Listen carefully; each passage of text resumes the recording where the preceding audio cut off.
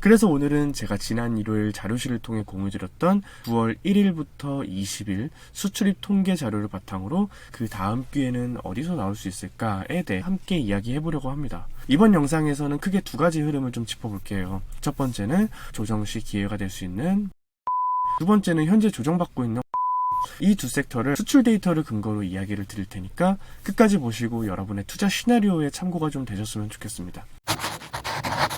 네, 안녕하세요 직수생 여러분. 곧 추석이 다가오고 있죠. 올해는 연휴가 꽤 길어서 벌써부터 마음이 슬슬 들뜨는 분들도 계실 것 같아요. 아니면 벌초 가실 분도 계실 테고, 가족들이랑 어디 여행 계획 잡으신 분도 있으실 테고요. 아니면 혹시 이번 연휴에는 시장도 쉬니까 평소에는 바빠서 그동안 못 봤던 기업들 공부 좀 해봐야겠다 라고 생각하시는 분들도 계시겠죠? 요즘 시장 보면 지수만 참 잘 올라가고 있죠. 변동성도 크지 않고 전체적으로는 견조한 상승 흐름을 보여주고 있죠. 어느새 코스피는 3,400을 넘어서 3,500선 부근에 바짝 다가갔고 일평균 거래대금도 20조 원을 넘는 수준에서 꾸준히 유지되고 있고요.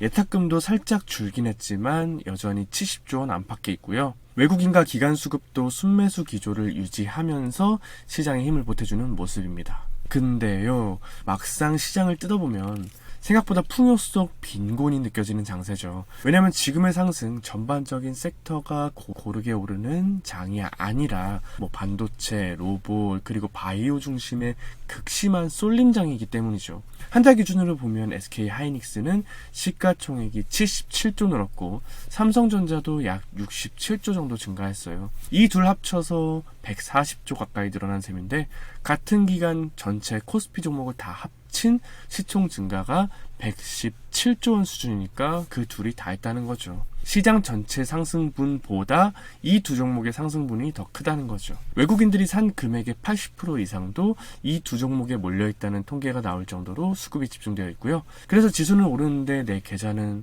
영 시원치 않거나 안 움직이거나 빠지거나 이런 분들 많으실 거예요. 실제로 상승 종목보다 하락 종목이 더 많은 날들이 많았습니다. 하지만 이런 때일수록 우리는 조급해하지 말고 다음 스텝을 준비하는 자세가 당연히 필요하겠죠. 지금 와서 반도체 로봇 타는 순간 어떻게 되는지 아시잖아요. 누가 다 보고 있는 것처럼 갑자기 내가 새로 산 섹터가 떨어지잖아요. 그런 우를 범하지 않도록 반도체나 로봇 그런 것들은 조정 오면 같이 봅시다. 지금의 수급 쏠림이 언제까지나 계속되지는 않을 거고 분명히 다른 섹터로 수급이 이동하는 시점이 올 테니까요. 그래서 오늘은 제가 지난 일요일 자료실을 통해 공유드렸던 9월 1일부터 20일 수출입 통계 자료를 바탕으로 그 다음 기회는 어디서 나올 수 있을까에 대해 함께 이야기해보려고 합니다. 이번 영상에서는 크게 두 가지 흐름을 좀 짚어볼게요. 첫 번째는 조정 시 기회가 될 수 있는 반도체, 두 번째는 현재 조정받고 있는 화장품. 이 두 섹터를 수출 데이터를 근거로 이야기를 드릴 테니까 끝까지 보시고 여러분의 투자 시나리오에 참고가 좀 되셨으면 좋겠습니다. 그럼 바로 시작해 보기 전에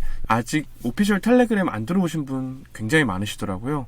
앞으로 중요한 공지나 영상 알림 그리고 스터디 관련 정보는 오피셜 텔레그램을 통해서만 공지를 드릴 예정이에요. 특히 10월 19일에 특별 라이브 방송도 준비되어 있는데요. 이 라이브 참여 링크 역시 오직 텔레그램을 전달드릴 예정이니까 아직 안 들어오신 분들 계신다면 이번 기회에 꼭 입장해주세요.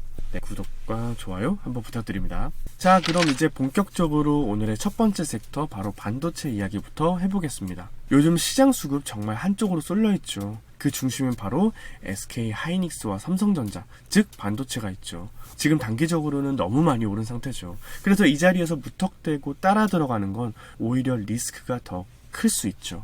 하지만 오늘 다룰 수출입 데이터를 보면 조정이 오면 봐야 할 섹터가 바로 반도체라는 점이라는 것은 말씀드릴 수 있을 것 같아요. 먼저 9월 1일부터 20일까지의 수출 데이터를 살펴보면 DRAM 수출은 전년 대비 6% 증가, 낸드는 전년 대비 마이너스 34% 정도 감소한 것으로 나옵니다.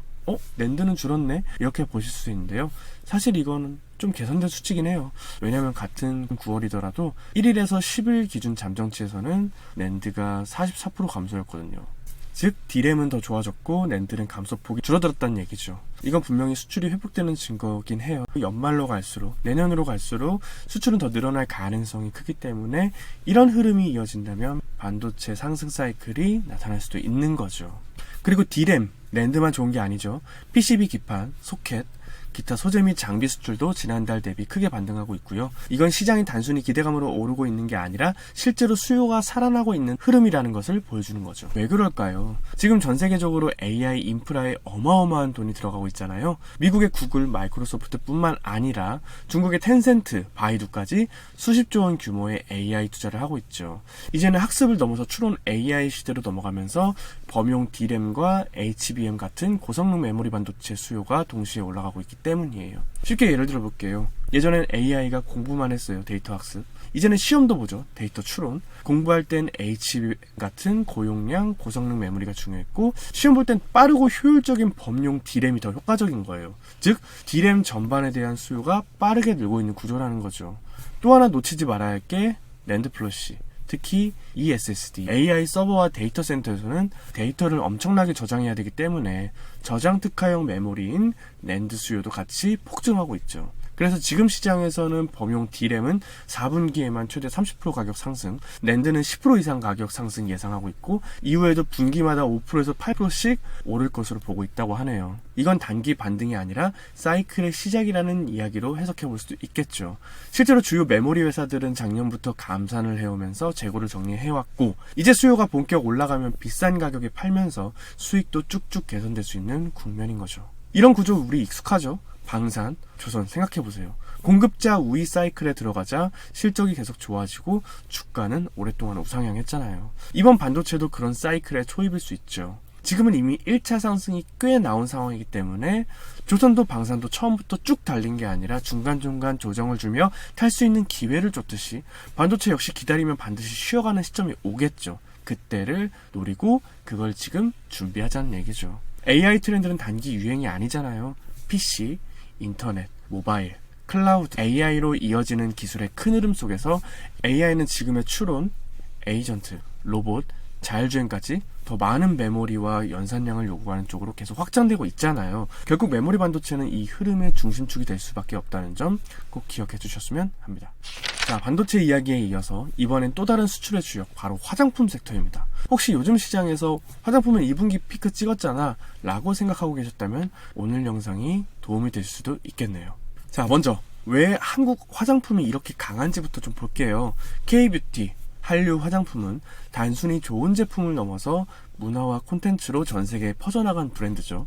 K-팝, K-컬처, K-드라마가 넷플릭스를 타고 세계로 뻗어나갔듯 한국 화장품도 SNS와 유튜브, 틱톡을 통해 글로벌 소비자들에게 자연스럽게 노출이 되기 시작을 했죠. 예를 들어 나는 장원영 안유진이 쓰는 립밤이 궁금해서 사봤어. 한국 친구가 추천한 선크림을 내가 써봤는데 너무 괜찮더라. 이런 식으로 입소문과 컨텐츠를 기반으로 한 자연 유입이 강하죠. 그리고 제품력도 너무 좋잖아요. 천연 성분, 특허 원료, 고기능성을 갖춘 국내 화장품 브랜드는 해외 고가 브랜드와 비교해도 성능이 준수하면서도 가격은 굉장히 합리적인 수준이잖아요. 그러니 해외 소비자 입장에서는 굳이 비싼 거 안 쓰고 K-뷰티를 쓰자 이렇게 되기 쉬운 거죠. 그럼 최근 수출 데이터는 어떤 흐름일까요? 2025년 상반기 기준 화장품 수출은 55억 달러를 넘겼죠.